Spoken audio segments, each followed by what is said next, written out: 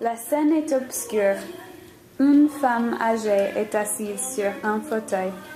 Une autre entre lentement, visiblement lasse, tandis que la lumière s'installe progressivement. Elles sont vêtues de robes de cérémonie. De la porte entr'ouverte s'échappent des bribes de musique, de danse, de rire, de conversation. Il y a une fête à l'intérieur. La lumière dessine le décor caractéristique d'une véranda antillaise au soir tombant. Les persiennes tracent derrière les deux femmes de rainures lumineuses et les croisillons entre les poutres projettent leur ombre à contre-jour. Bruit de la nuit antillaise, vive lumière lunaire. La seconde femme âgée hésite un peu en apercevant la silhouette assise et immobile de l'autre. Elle poursuit cependant sa route et va s'installer sur une berceuse un peu à l'écart et placée tout d'abord de façon à qu'aucune des femmes ne puisse rencontrer la regard de l'autre. L'une se balance doucement et en se vantant, l'autre se masse le pied.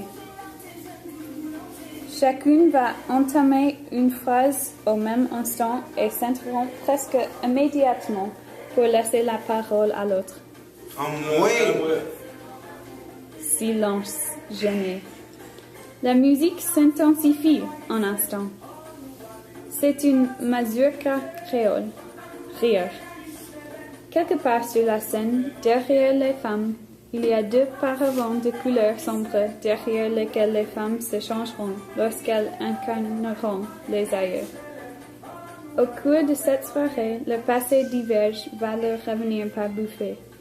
La conversation polie et anodine du début va, au gré de récits, se transformer soit en monologue, soit en dialogue, et retracer en profondeur l'histoire intérieure de ces femmes. Chez Or, elle frotte l'un après l'autre ses doigts engourdis par l'anthroise. Elle a toujours un pincement à un ou deux doigts, dû au fait qu'elle cuisine alors que ses mains sont devenues insensibles à la chaleur. Elle se brûle d'en s'en rendre compte. Elle ne jette jamais ses vieilles boîtes à chocolat. On ouvre une dizaine lorsqu'elle recherche le moindre papier.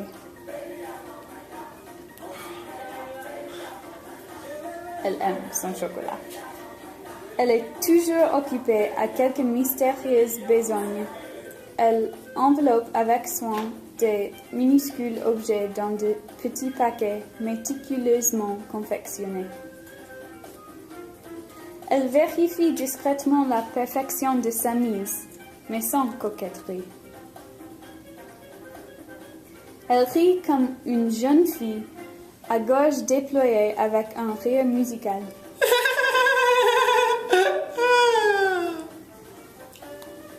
Sa voix est douce et modulée, empreinte de distinction. Elle souffre d'une angine chronique. Elle perd ses lunettes tous les 5 minutes.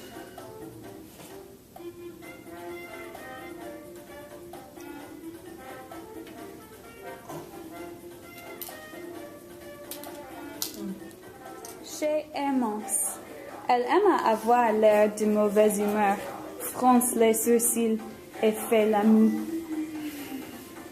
Elle se masse souvent une jambe douloureuse.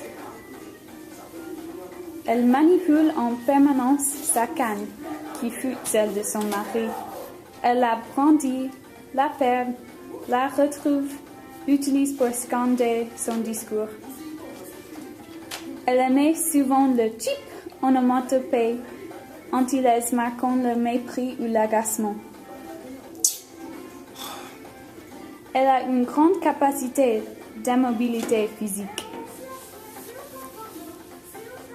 Elle a souvent des réminiscences musicales, musique rythmée de la Martinique de sa jeunesse. Elle a un grand rire, grave et sonore.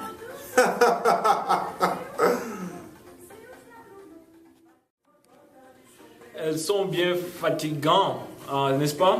Ces cérémonies. Ah, pour ça, oui.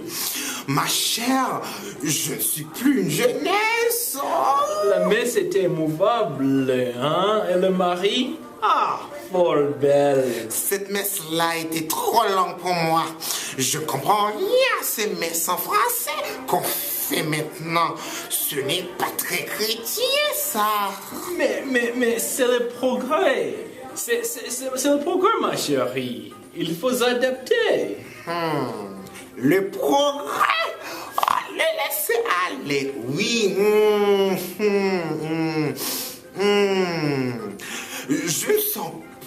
Je ne sens plus mes pieds. Aïe, Seigneur! C'est amusant. La nièce de ton mari qui épouse le fils de mon frère. Nous voilà encore pour la même famille. Ici. Moi-même? Je ne suis pas de grande famille, moi. L'origine de ma famille maternelle est humble aussi. Et nous avons le même père.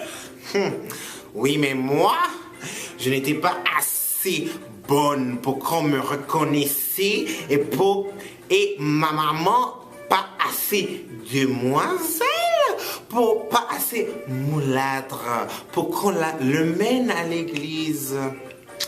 Ça, c'était un temps, longtemps, romancé.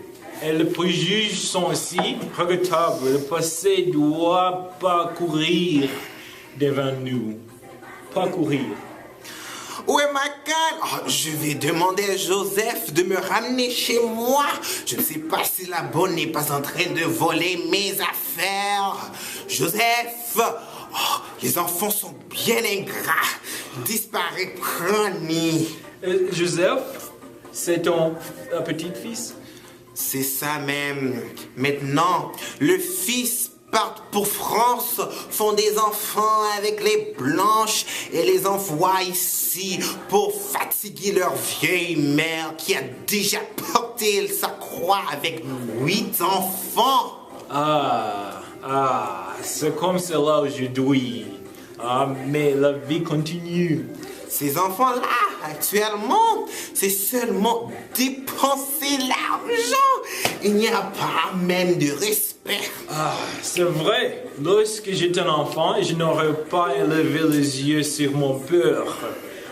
Pourtant, c'est un homme très dur, très affable et très travail aussi. Une vraie Michel Malune. Et il était un homme bel homme. Un beau mulâtre, très classe, très droite. Son père nature était blanc de France. Monsieur de Vigny, mon père était né au Malin. Vers 1865. Lorsqu'elle épouse ma mère, j'avais 18 ans. 18 ans. À ce moment-là, je prépare à l'école Normandie d'Institut et j'assistais dans la classe certaine mademoiselle Rosemond, une aspect de mulâtrice qui se coiffait avec deux gros macarons sur leurs oreilles. C'était dame qui, tous les saintes journées, fait chanter à ses lèvres. La neige tombait sur Paris. Et où est la neige ne tombait pas ici. La neige. Je n'aime guère les mers plates qu'on trouve dans le sud. Qu'est-ce qu'il y a à voir là? Lorsque j'étais petite et je descendais au bord du Lorraine, je regardais les petits garçons qui avaient le droit de sauter dans le rouleau. J'avais tellement envie de faire comme eux. Ma mère n'aurait jamais permis. Elle disait que les filles devaient tenir leur corps droit. Les garçons plongés sous le rouleau, on ne les voyait plus, comme si c'était noyé. Et puis, ils reparaissaient de l'autre côté et ils riaient. Ils riaient. La mer est dangereuse.